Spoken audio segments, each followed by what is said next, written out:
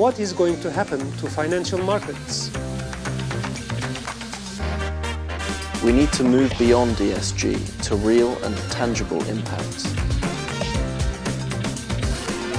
Global leaders talking regeneration.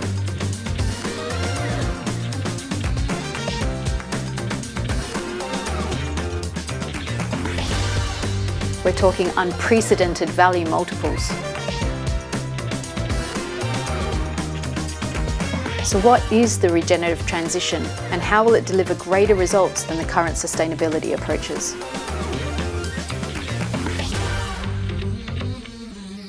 Welcome to the very first episode of the Regenerative Transition. I'm here with friend and colleague Martina Macpherson, who's on the board of the Network of Sustainable Financial Markets. Thanks for having me, Peter. We're here to talk about some of the really challenging global issues over a cup of tea, so cheers. Cheers. It's delicious. Yeah, Thank you. It's really nice to have you here. Thank you. So you've been in the ESG space, gosh, for so long now, right?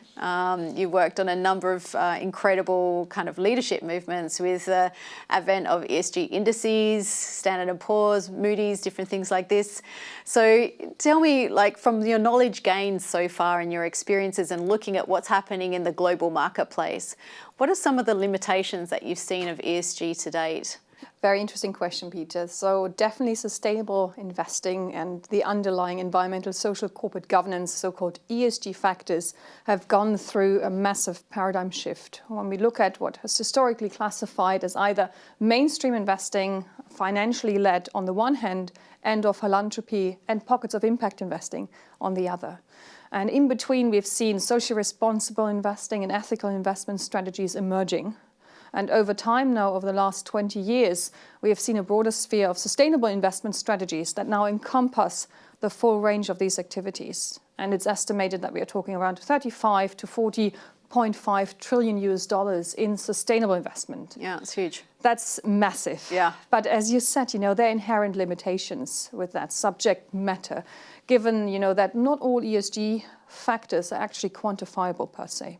And not all of them are financially material, leading to growth, earnings, momentum, and or performance-led activities that very much investors are looking for when they're just looking for alpha-only initiatives and hence positive or even outperformance factors per se. There are inherent challenges within an ESG approach because the data is not always clearly definable. You have maybe a lack of sources, you have inherent disclosure biases, you have quite, limitations when and where it comes to a so-called ESG universe of data and information, for instance, from and about companies in the most instances. But then again, you have a broad array of different asset classes, and even there, the quantifiable measures are not always becoming clear. You now see there is a push from normative to regulatory and ultimately from voluntary to mandatory disclosures around ESG.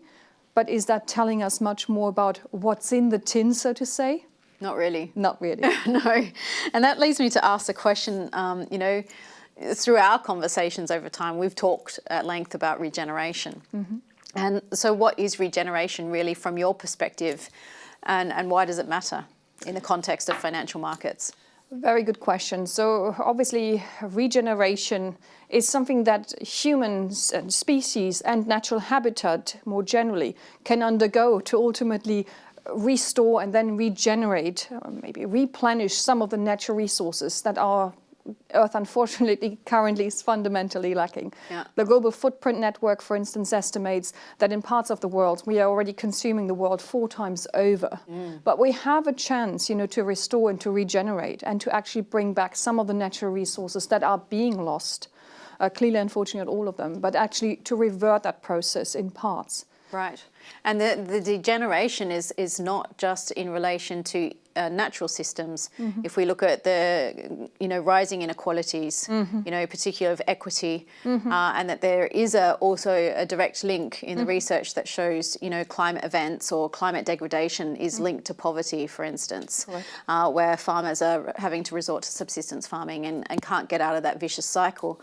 Regeneration is about, creating regeneration for that broader ecosystem, but also the participants, the social participants participants that exist within that broad spectrum to deal with. And interestingly, I know this is a little bit outside of financial markets, but when you talk about risk in the community work that we've been doing, we've been able to see that working in this way can actually, at the community level, when you're talking about field work, actually can have such interesting unifying capabilities for communities that you can actually reduce the rates of radicalised behaviour and radicalised thought. And so when you're talking about, potential risks due to mass casualty events, which is not just climate change, but terrorism, for instance, which we all have to factor into our ESG reporting, the regenerative work can really get to the heart and the guts of how do we reduce the conditions that give rise to some of these behaviours that spring out of human beings trying to get their fundamental needs met in some way. Absolutely right. I mean, we classify that on the investor side very often as a just transition. Ultimately, you need to take into consideration social components and, of course, the baseline of good governance. If you and where you see you want to really meet the mandate of a green transition, where we're looking, for instance, the transition into more greener energies, there will be entire communities, as you highlighted, who will be literally left behind. If we just, for instance, look at Eastern Europe, the heavy dependencies on oil and gas that have also ultimately led now in turn to the geopolitical crisis. Right. But the same and at scale applies to emerging markets overall. From South Africa to other jurisdictions around the world, we need to have a clearer picture of what is the social impact and how can we mitigate and build resilience in and amongst these communities, as you highlighted. And for me, that again is part, and you said it, of a regenerative approach. So what we are learning literally from nature-based, nature-positive solutions can also be applied to the broader ecosystem and the societal ecosystem within this. Right. And of course, even corporations, And at the end, even investors are part of that ecosystem. And I think, again, that's currently being often overlooked. Yeah, and we're seeing, I work in some capacities in the counterterrorism circles as well, because for me that's part of the systemic, transformations that we're looking at. And it's interesting, 6 years ago, domestic terrorism, which was like homegrown terrorism, was never seen as a threat. It was like post 9/11, we're seeing threats coming in from external countries. But in recent years, there's been a whole lot of domestic terrorism arising, including right-wing extremists and different folks that are not just, Islamic radicals and things like this that people were seeing as the qualifier before. And it's an indicator of certain types of degenerating systems, even in our developed nations. So this, to me, is not just something that we apply to countries that really still developing and struggling economically and ecologically. So let's talk about this, because it's, the reporting requirements are getting stricter and stricter now, as you mentioned, with now mandatory reporting starting to come in. But we're starting to see so much in the press now around this greenwashing topic. How do we really get under the hood? Talk to me about what you've seen emerging in terms of green bonds and different types of things like this, and how this is starting to come into the financial market system. Very interesting. When we talk about system thinking, we would have assumed that hopefully regulation, but maybe not, would take this type of transformative process we are undergoing at present really into account. It's fair to say that we, for the first time, especially here in Europe, we have a new classification system for actually investment products, for instance, the so-called Sustainable Finance Disclosure Regulation, which has enabled us to look at investments being either no green, light green, or dark green, quite simply. But amongst the dark green assessments, the so-called Article 9 within the SFDR regulation, you have a more defined definition and classification and definition, I should say, around the core objectives when and where environmental, social, or governance characteristics are concerned. So that's very ESG-centric and focused. Right. But there's not much more beyond. There is a definition around impact. There's a definition around do no significant harm. That's a principle. There is a definition around the indices and when how you ideally choose, say, a sustainability index over a broad market benchmark. but there is no definition of how would you go about in defining the do no significant harms, the net positive or net negative contributions that are ultimately classified through a traditional or maybe a more advanced, I should say, impact approach. And I very much see, a regenerative solutions approach in that area. But unfortunately, regulation at the moment, at least, is not covering it. And unfortunately, that's another missed opportunity for investors, right? And probably even for corporations which have gone through a similar trajectory of change when and where regulatory taxonomies are now concerned.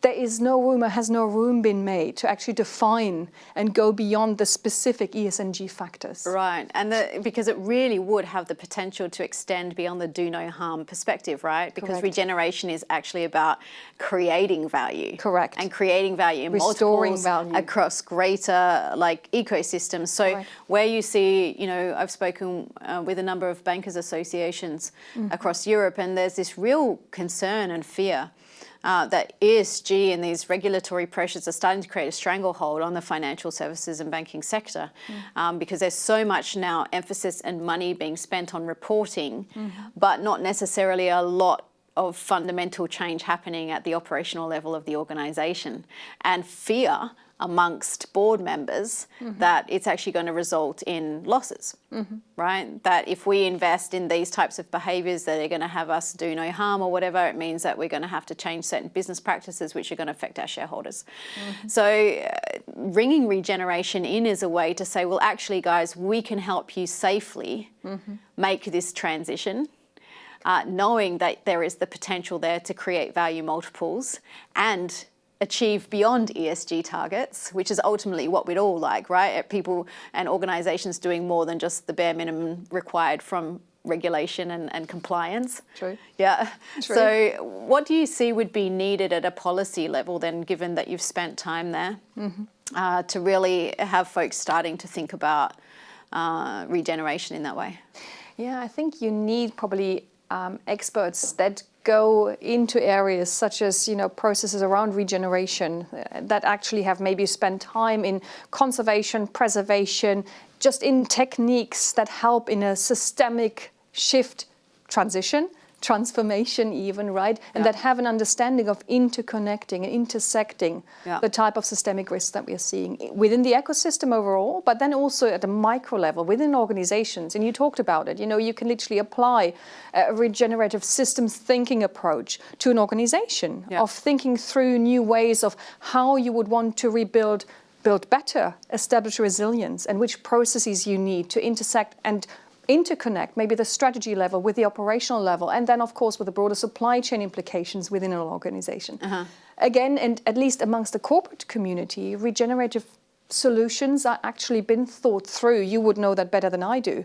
But again, then now from an investor's perspective, either we would need at a policy level further encouragement of thinking through the impact concepts and expanding them towards regenerative solutions and what that actually means. And also then to reward investors that are thinking through these processes within their investment decision making, and or to proactively maybe also interconnect and intersect of what these investors do, say investment managers, at an entity level. So when and how they have their own operations at heart and mind, because that's what SFDR regulation even prescribes. You need to look at the entity level of the organization. But then, of course, you need to apply similar principles, ideas, and concepts at the product level. Right. And that is also needed, I think, for a truly regenerative approach, right? A system thinking approach. Yeah, but regenerative goes beyond the structures that we work with and goes into the patterns that underlie the system. So it's fundamentally about a mindset shift. It is. And so boards need to participate in that. They can't sit in their ivory tower and just go, okay, go out and do some regeneration. That's true. And hope that it delivers, returns to our shareholders. You're right. So how open do you feel that boards, particularly for the institutional funds, would be open to, or how open do you think that they would be to participating in something like this? Peter, this is, I think, the fundamental question. Because when we talk about transformation and ultimately addressing these strategic questions, we need to start thinking top-down solutions. Very often the capabilities, the skill sets unfortunately, are not yet there at board level. I've been through discussions myself where we had to evaluate if and how and where there is even need for someone like a chief sustainability officer, not to even mention what the roles and responsibility of such an officer should look like to exactly do what I highlighted, interconnect and intersect entity and product level, for instance. Yeah. But that's also why you see so many disconnects. I mean, learn from ESG. We have seen investment policies, exclusion policies in ESG on the one hand, and we have seen a totally contradictory elements when it comes to, for instance, banking and lending solutions within these same large-scale organizations on the other.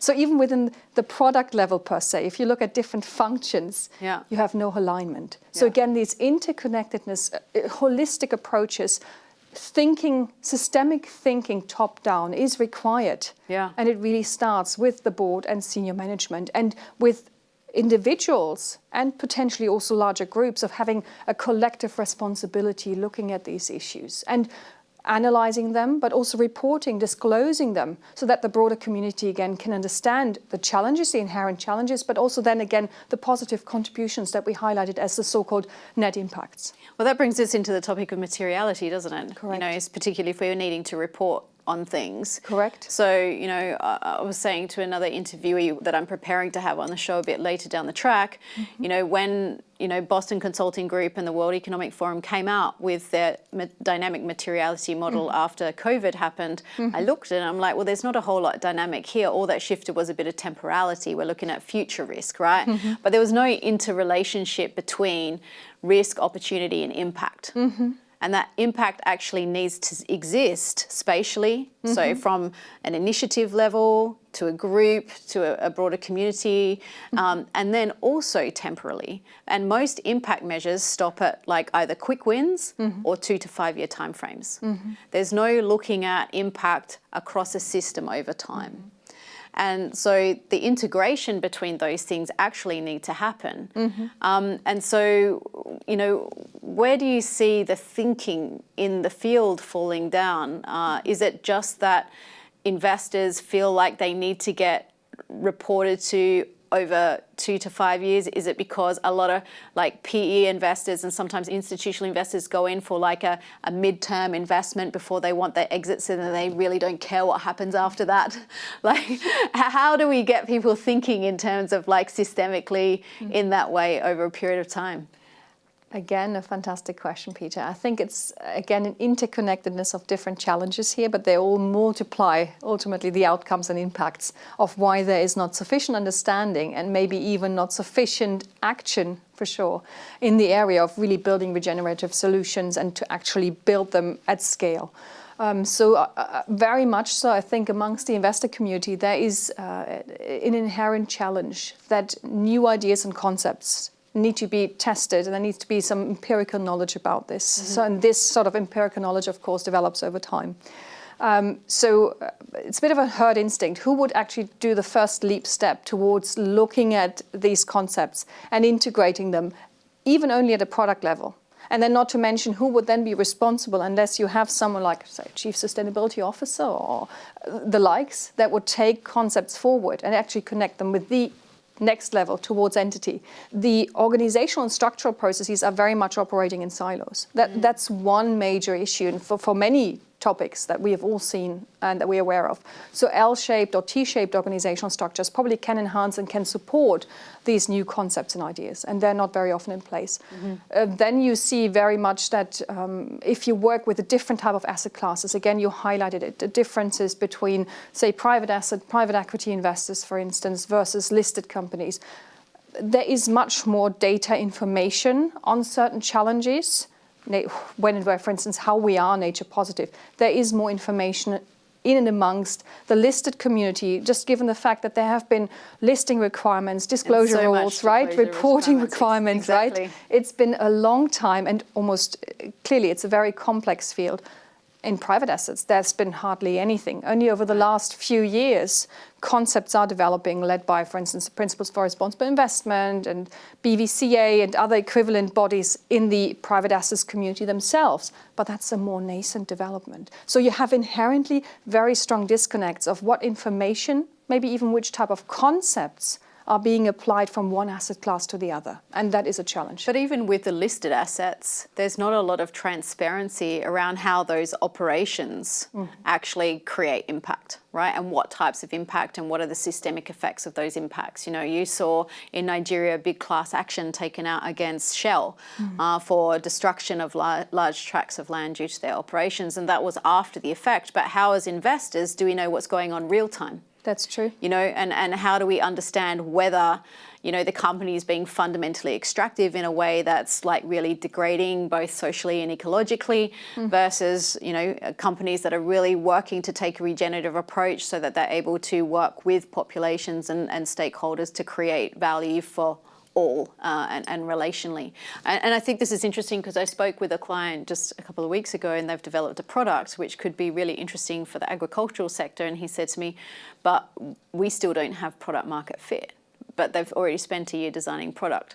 So I said, well, I think you got it a bit, you know, the other way around. So now we're looking at a regenerative program to actually go and work with those farmers to really understand, you know, what is it that's inherently needed? What is it that's, you know, the potential that can really be unlocked and then have that product be an enabler for them. And I think that, you know, moving from this very colonial way of doing policy and investment, I mean, you mentioned top down, but there's always a risk that if we're only doing top down, we become very colonial in our approach of, you know, like white wealthy people were saying, you know, this is what we're doing and this is what we need to do and you need it. And just shut up and do it type thing. So how do you see that, you know, we need to bring that duty of care into our product development? I think that is, again, an inherently challenging effort that can only be achieved through transformation. I think we have seen it, you know, look at figures, who actually is on boards and how much overboarding is taking place and why are, you know, but still not a lot of women and not a lot of diversity, right? Exactly. And that's why it is actually probably one of these inherent challenges, why certain innovative concepts, new ideas, etc., are not being applied top-down and from a strategic perspective, and you highlighted why many decisions are taken just in a very hierarchical, or maybe even I would classify it as an old-fashioned way and manner. You can even say patriarchal. We can say patriarchal in this show, right? We probably can and should, exactly. And that again requires this transformation, Peter, to really bring in the next generation of decision makers, of influencers, of enablers. Yeah. But you very often, and if you've worked in the corporate sphere, you hit certain barriers and they cannot be overcome overnight. We need to work collectively, maybe also amongst women's groups and networks, diversity groups more generally, and literally work within organizations to bring this transformation from the inside. But that's an intergenerational process. But hence we don't very often, in many of these pressing and urging demands, we don't have, unfortunately, the time frame. So it's the time now to work collectively, but also individually, on really mandating that change, on education, on capacity building, on advocacy. And that's why I've literally also co-founded the latest development around the Network for Sustainable Financial Markets. It's actually bringing in the next generation of decision makers, informing them about what needs to change. And that's where we can start, and that's where we can make a difference. Right, because the latest report from the UNDRR said like 20 years, 8,000 catastrophic climate events, $2.97 trillion in global losses, over 1 billion people affected, some more than once. I mean, that's not a risk that we can continue to afford, right? And that's expected to increase with the predictive climate data that's out there and verified by the IPCC. So when we're talking multi-generational, we don't really have that kind of time. And so, you know, when you're talking about regeneration, you're getting into the ground, you're creating, having these frameworks to support this mindset shift that can happen pretty quickly and accelerate the transformations that you're talking about. So knowing that, what do you think investors should be thinking about right now? Investors should think more contextually. So, you know, they're currently, or very often, they're driven by macroeconomics, by changing themes and trends. Look at the geopolitical crisis in the moment, that's taking up a lot of the investor sentiment, of course. And they should be really focusing on long-term decision-making. You highlighted it as well. I think a lot of this short-term earnings growth, a lot of this short-term performance-led thinking has really driven us into the type of corner that is part of modern portfolio management theory even, right? And it's part of the trade-offs that we have to make in day-to-day decision making when actually looking at alpha generation, downside protection from risk versus longer term support and meaningful and purposeful decision making. That's the same as if we look at ESG factors more generally. One of the leading academics most recently classified therefore this type of investment that needs to happen as a 360-degree investing, as a holistic approach to investing, which then for me also includes elements and concepts such as regenerative and nature positive, society positive solutions and the assessments of these net impacts. And I think, again, as investors, we can help shaping the industry by also educating one another. And I think that is something, a very strong way. We've seen that through, for instance, active ownership and stewardship and collaborative engagement. That's one strong way to really bring forward this meaningful change that on the one hand we want to see amongst our own community, but that we also want to educate and bring forward in regards to transition and transformation when and where we talk about investee companies. Again, as an investor, you come in, you can talk to the management, you can talk to the board, you can really bring through and bring in these ideas and concepts that someone within an organization would probably take a long time to build up and actually level up. But it's interesting because, you know, we have a former Prime Minister on our board and we were talking about politics and regenerative applications to politics. And we were talking about the challenges that it is for somebody that's in office that has like a 4 or 5 year term. And that, you know, their focus is got to be somehow on re-election, but at the same time then so much is not on the long-term benefit that representative of the people is supposed to bring to communities. There's short-term quick wins, yes, but then there's also long-term impact. And when your period of time is short, it really supports the brain to think short term. And I would dare to say it's quite similar with investment. Particularly investment is done in a 5 to 7 year period, and then the expectation is I'm out. How do you then shape the thinking of investors to think strategically long term, more in this 360 way that you've described?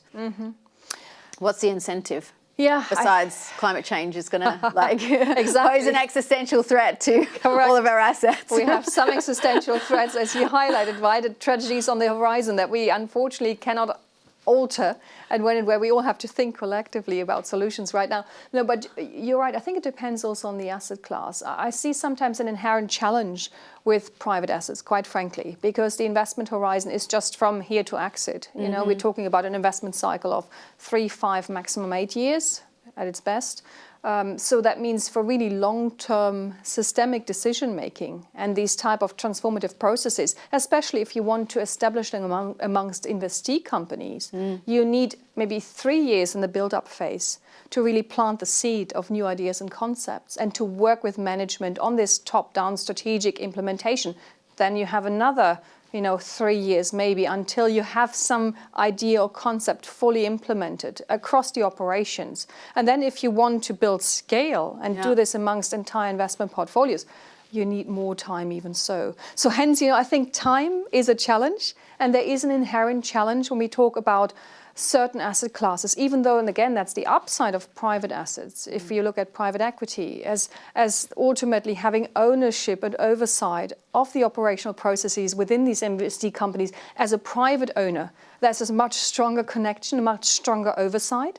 But then again, I think it comes down to the individual investor. And maybe that's also the way of building capacity, working within amongst the investor community. Bringing in private asset investors and decision makers quite early in the process, letting them learn from, say, impact investors, which are very often to be found, interestingly, of course, in the private assets community as well. But it's also interesting that if we look to history, where there's been high degrees of volatility in the markets, and potentially we're moving more into that space as more uncertainty arises, more climate impacts and different things like this, wars, pandemics. We've seen like investors shift to almost day trading behavior, or even just taking hedging positions, right? So even asset managers for like larger funds. So people are still trying to capitalize off the volatility rather than looking at how can we invest in a way that's going to reduce the volatility. 100%. It's literally, that's the trading conundrum, right? I mean, that's the short selling versus long selling conundrum, and the hedging against risks versus opportunities. that's another inherent But where does conundrum. impact come into that? Nowhere. Exactly. But that's exactly the inherent challenge with the asset class. And again, we see these type of activities, as you said, across listed and non-listed Right. funds, for instance. And you see them as well across capital markets. If you look at lending practices, we highlighted the conundrums between investment and lending practices amongst the same institutions.